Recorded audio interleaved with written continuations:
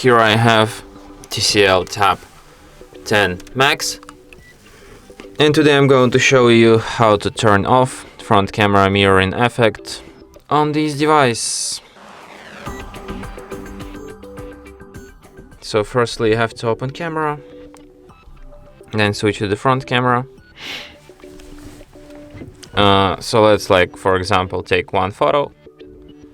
Then you go to settings, and here you can find this option mirror camera.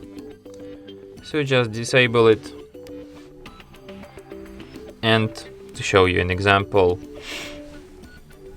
here is my normal photo, and here is mirrored one.